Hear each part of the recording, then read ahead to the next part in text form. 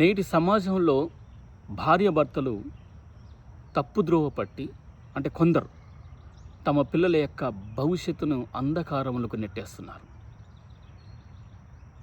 ఒక్కొక్కసారి వాళ్ళని చంపేసుకుంటున్నారు కూడా. దీనివల్ల అక్రమ సంబంధాల వల్ల. కానీ అమెరికాలోని ఒక రాష్ట్రంలో ఒక విభిన్నమైనటువంటి స్టోరీ జరిగిందండి. ఈ స్టోరీ అనేది ఇటువంటి స్టోరీ నేను ఎక్కడ వినలేదు, ఎక్కడ నేను చూడలేదు.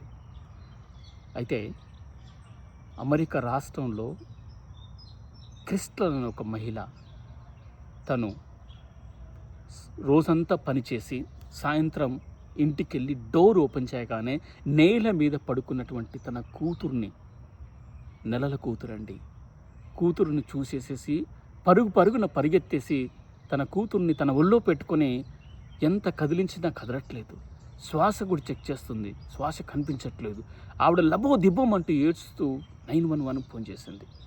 911 వాళ్ళు నీ పేరేంటి, నీ యొక్క ఫోన్ నెంబర్ ఏంటి, నీ అడ్రస్ ఏంటి, ఏ ఎమర్జెన్సీ అనేసి వీళ్ళు ప్రశ్నల మీద ప్రశ్నలు వేస్తున్నారు. అసలు ఈవిడ నాకు అంబులెన్స్ కావాలి, డాక్టర్లు కావాలి, నా పాప యొక్క అపార స్థితిలో పడి ఉంది, శ్వాస ఆడట్లేదు అనేసి ఆవిడ మొత్తుకుంటుంది. కానీ వాళ్ళు మాత్రం నీ అడ్రస్ ఇవన్నీ మాత్రం పదే అడుగుతున్నారు. ఎందుకంటే వాళ్ళకి కావాలి కదా. కానీ ఒకనొక సందర్భంలో వాళ్ళను యూ షట్ అప్ అని కూడా తిట్టేసిందండి. కానీ 911 వాళ్ళు ఓపిక్గా నీకు సర్వీస్ చేయాలంటే, మేము అంబులెన్స్ రావాలంటే నీ అడ్రస్ మాకు తెలియాలి కదా, చెప్పండి అనేసి అంటే చివరికి ఆవిడ అడ్రస్ అని చెప్పేసేసింది. 5 నిమిషాల్లోనే అక్కడ పోలీసులు అంబులెన్స్ వచ్చారు. వచ్చి రాగానే పాపను చూసేసేసి వెంటనే అసలుకు ఎమర్జెన్సీ హాస్పిటల్కి తీసుకెళ్లారు. హాస్పిటల్కి తీసుకెళ్ళిన తర్వాత వాళ్ళు చెప్పింది ఏంటంటే ఈ పాప చనిపోయింది అనేసి. అప్పుడు తల్లి వణుకుతూ ఎలా చనిపోయింది నా పాప, అసలు క్రిబ్యూలో నుంచి కింద ఎలా పడిపోయింది, ఏం జరిగింది అనేసి తను పోలీసులను అడగడం ప్రారంభించేసింది. కానీ వాళ్ళేం చెప్పారు, నీ పాపకు చనిపోయింది, మేము అటాప్సీ చేయాలి, నువ్వు వెళ్ళమ్మా, మేము మార్నింగ్ మీకు విషయాలన్నీ చెప్తామని చెప్పిస్తే ఆవిడ అక్కడి నుంచి వెళ్ళిపోయింది. పోలీసులు ఇక్కడ అటాప్సీ చేస్తున్నారు. పోలీసులు మార్నింగ్ ఆవిడ ఇంటికి వెళ్ళేసేసి క్రిస్టల్ అసలు ఏం జరిగింది చెప్పు, నీ కూతురికి ఏం జరిగిందంటే అప్పుడు ఆవిడ చెప్పడానికి ప్రారంభించింది. నా కూతురికి చిన్నపాటి జ్వరం కనిపించేసింది, ఆవిడ సరిగ్గా తినట్లేదు, దగ్గుతూ ఉంటే నేను టైల్నాన్ అనే ఒక మెడిసిన్ ఇచ్చాను. మామూలుగా మా పాప పడుకుంటే 10 నుంచి 12 గంటల వరకు అసలు లేవదు అసలుకు. అందువల్ల నేను మార్నింగ్ వెళ్ళి సాయంత్రం వచ్చేసరికి ఈ రకంగా పడి ఉంది అనేసి తను ఏడవటం ప్రారంభించేస్తుంది. ఆవిడ రిపోర్ట్ మొత్తం తీసుకున్న తర్వాత పోలీసులు మళ్ళీ తిరిగి హాస్పిటల్కి వెళ్ళారు. హాస్పిటల్లో వాళ్ళు చూసినటువంటి రిజల్ట్స్ చూస్తే కనుకండి షాక్. వాళ్ళు ఏం డాక్టర్లు ఏం చెప్పారంటే అసలుకు ఈ పాప గత కొన్ని రోజులుగా ఆకలితో అలమటించి తిండి లేక, త్రాగటానికి నీరు లేక, అమ్మ లేక మొత్తానికైతే ఈ పాప చనిపోయింది. ఈ పాప నోట్లో మలినం ఉందండి, గొంతులో పాప యొక్క వేళ్ళు మొత్తం కూడా మలినంతో కూడుకుందన్నట్టు. అంటే ఆకలితో అలమటించి తన మలినాన్ని తిని తన యొక్క ప్రాణాన్ని కాపాడుకోవటానికి ప్రయత్నించింది ఈ పాప ఎంత గిలగిల కొట్టుకొని చనిపోయిందో అనేసి ఆ యొక్క అటాప్సీ చేసిన డాక్టర్స్లే కన్నీరు కార్చారు. అక్కడ పోలీసులు ఈ రిపోర్ట్ తీసుకున్నారు. వెంటనే వెళ్ళారు ఆ ఏరియాకి. ఆ చుట్టుపక్కల ఉన్నటువంటి ఇళ్లలో ఉన్నటువంటి సీసీటీవీ ఫుటేజ్ మొత్తం తీసుకున్నారు. వాళ్ళ ఇంట్లో కూడా సీసీటీవీ ఫుటేజ్ ఉంది, అది కూడా తీసుకున్నారు. కానీ ఇదంతా చూసిన తర్వాత వాళ్ళకి ఏం దొరికిందంటే అసలుకు ఆమె 12 రోజుల ముందే ఒక కారులో టిక్ టాక్గా తయారైపోయి సూట్ కేసుతో వెళ్ళిపోయింది. కానీ మళ్ళీ తిరిగి ఎప్పుడు వచ్చిందండి, 12 రోజుల తర్వాత వచ్చేసింది. మరి ఈ 12 రోజుల తర్వాత వచ్చిందంటే ఈ 12 రోజులు ఏమైపోయింది పాప, ఈ 12 రోజులు ఈమె ఎక్కడికి వెళ్ళిపోయింది? పోలీసులు మొత్తం ఇన్వెస్టిగేషన్ చేశారు. ఎలా దొరికించుకున్నారో తెలుసా అండి, ఈమె యొక్క ఫేస్బుక్ చెక్ చేశారు, ఇన్స్టాగ్రామ్ ఐడి చెక్ చేశారు. ఈ 12 రోజుల కథ అనేది ఆ ఫేస్బుక్లో, ఆ ఇన్స్టాగ్రామ్లో మొత్తం దొరికిపోయింది. ఎక్కడికి వెళ్ళిందంటే తన ప్రియుడి దగ్గరికి వెళ్ళిపోయింది. ప్రియుడితో చట్టపట్టాలు వేసుకున్నటువంటి ఫొటోస్, బీచ్లో తిరుగుతున్నటువంటి ఫొటోస్ మొత్తం కూడా అసలు ఫేస్బుక్లో, ఇన్స్టాగ్రామ్లో దొరికిపోయాయి. అంటే ఒక ప్రియుడి మీద మోజుతో తన సొంత కూతురు 10 నెలల పసి పాపను వదిలేసి వెళ్ళిపోయిందంటే ఎంతటి రాక్షస తత్వం ఉంది అని తల్లికి అని పోలీసులే అసలు వణికిపోయారు. ఇలా కూడా ఉంటున్నారా అనేసి వీళ్ళు వెంటనే పబ్లిక్ ఇది అటార్నీ రిక్రూట్ చేసుకున్నారు. అండ్ రిక్రూట్ చేసుకున్న ఆమెను వెంటనే వెళ్ళి అరెస్ట్ చేసేసి తీసుకెళ్ళి జైలు వేసేసారు. ఈవిడేం చేసింది, నాకు ఒక లాయర్ కావాలనేసి అంటే వాళ్ళకు ఒక లాయర్ పెట్టేశారు. సో కోర్టులో సమయం వచ్చేసింది వాదించడానికి. కోర్టు హాల్లో మొత్తం నిశ్శబ్దం చేరుకుంది. కోర్టు హాల్లో ఆమె యొక్క లాయర్ ఫస్ట్ వాదించాడు. నా క్లయింట్కి క్రిస్టల్కి కాస్త మెంటల్ పరిస్థితి బాగలేదు, తను కొన్ని చేసే పనులను ఈజీగా మర్చిపోగలుగుతుంది, ఆవిడకు ఆ ప్రాబ్లం ఉంది, కాబట్టి తన కూతురు ఎక్కడ వదిలేసి వెళ్ళిపోయిందో తనకే గుర్తులేదు, కాబట్టి నా యొక్క క్లయింట్ని ఈ విషయాల మీద కన్సిడర్ చేసి ఆమెను విడుదల చేయాల్సిందిగా అనేసి తన తరపు లాయర్ వాదించాడు. పబ్లిక్ ప్రాసిక్యూటర్ అంటే వీళ్ళు పోలీసులు రిక్రూట్ చేసుకున్నటువంటి లాయర్ను ప్రవేశపెట్టారు. చూడండి ఇక్కడ పోలీసులు వాళ్ళు ఈ కేసు ఇంత సీరియస్గా ఉంది కాబట్టి వాళ్ళే ఒక లాయర్ను రిక్రూట్ చేసుకున్నారు. ఆ పబ్లిక్ ప్రాసిక్యూటర్ లాయరు మొత్తం పోలీసులు సమర్పించినటువంటి వీడియోస్ ఫొటోస్ మొత్తం చూసి అసలు ఆ లాయరు జడ్జి ముందు ఎవరన్నారు ఈవిడకు ఎలాంటి మెంటల్ పరిస్థితి బాగా లేదనేసి ఇది అబద్ధం. నేను చూసినప్పటికైతే అసలుకు మెంటల్ పరిస్థితి బాగలేని తల్లి చేతిలో కూడా ఒక చిన్న పాపను పెడితే నవ్వుతుంది, సంతోషంగా స్వీకరిస్తుంది, కానీ ఆ పిల్లలకి హాని చేయదు. అలాంటి తల్లులు నేను చాలామందిని చూశాను.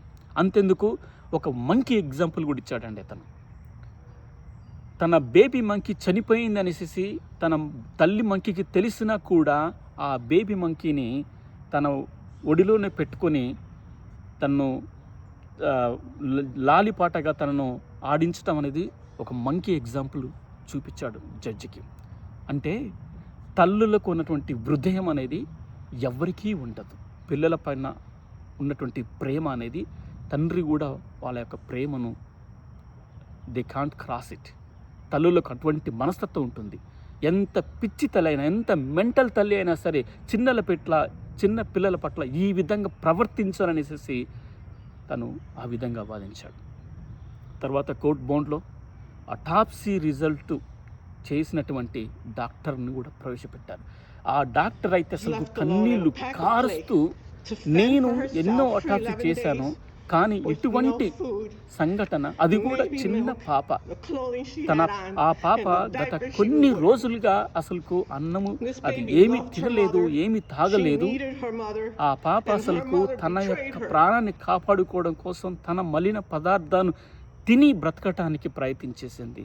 ఎంతో అలమటించి ఒక శరీరాన్ని మామూలుగా చనిపోయిన తర్వాత పెడితే శరీరం పీకపోయి కళ్ళు ఎలా లోపటికి వెళ్ళిపోయి ముఖమంతా ఏ విధంగా ఒక స్కెల్టన్ ముఖం ఏ విధంగా తయారవుతుందో ఆ విధంగా తయారైందంటే ఈ పాప కొన్ని రోజులుగా అసలు ఏమీ తినలేదు అనేసి అటాప్సీ చేసినటువంటి రిజల్ట్స్ చెప్పేసరికి వాళ్ళు ఏడుస్తూ చెప్పారండి.